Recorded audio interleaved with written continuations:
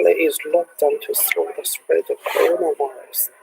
The government imposed restrictions at the most torturing years in a democracy.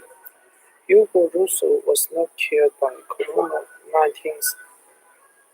The 15-year-old was shot dead by an off-duty policeman on Naples Street last week after threatening officers with a rifle pistol, allegedly intending to steal his watch.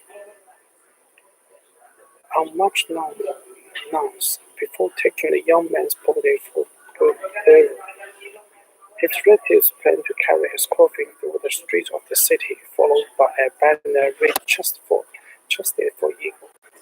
The process emerged from the narrow lanes of the Spanish Quarter, ran into a frenzy of police. A tense standoff ended with the coffin being put in a hearse and driven off to cemetery. The crowd dispersed. This highlights two of the factors underpinning the Italian government decision. The same that has made most of failure to place the entire country under lock at its battle to contain the spread of COVID-19.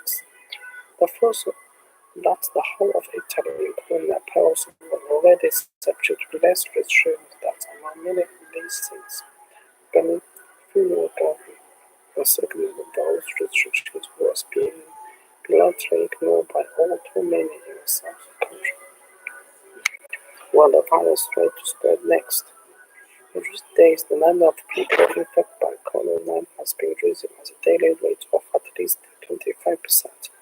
The death rate has been going up even more steadily. The virus, which is historically lethal to elderly sufferers, has taken a heavy toll on Europe's oldest population.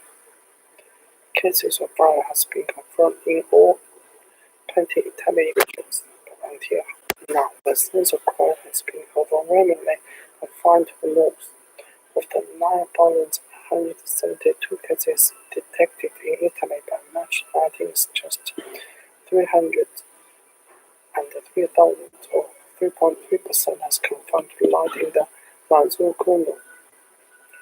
In the north, the virus has spread out to linked closer southeast of Milan and the southwest of Venice to infect almost 5,500 people in Lombardy, the region around Milan, and thousands more elsewhere. On March 8th, rapid defection of COVID-19 promoted the government to announce the nationwide curbs on a wide range of events that were likely to put large numbers of people in close proximity. Weddings was banned, museums, cinemas, theaters, and exhibitions were closed. But restaurant owners were warned that they would be shut down if they failed to ensure that the customers stayed at least 1 meter apart. In parts of the north, the whole of the Lombardy and 2 other areas comprised 14 provinces and additional curbs was imposed at this moment. They are not allowed to leave into their so-called orange zones except for work or emergencies. That says Fabrizio Palesico, a professor of graduates at Milan State University, noted that intervention is more effective and yield better results in areas where the situation is not yet serious. A day later, the government extended the movement across the whole country, encompassing more than 6 million people. There's no more time. I will take responsibility for these measures. Our future is in your hands, one can speak when the Prime Minister at the press conference here late in the evening. The Italian government has also pledged $8.5 billion to help the parliamentary economy during the emergency. The government is hoping that a nationwide lockdown will put it one step ahead of the spread of the virus for the first time since it was detected in Italy last month.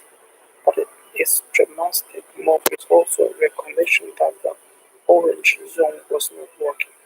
Not only was it impossible to place the boundaries of such large areas, it was impractical to expect people to provide objective proof of needs for the journeys. The system of self-certification required another traveling from the strict zones to thin out a form which could be requested by authorities was open to abuse. The reluctance of people to be caught within their own rooms was vividly illustrated on the evening of March 7th when several hundred people rushed aboard the large planes leaving for the central and south before the decree took effect. Meanwhile, protest has broken out across Italy because of the curtailment of literature. Some inmates was reported killed during riots in Jordan, Moldavia, and other cities. Dozens more escaped to a prison in Foggia.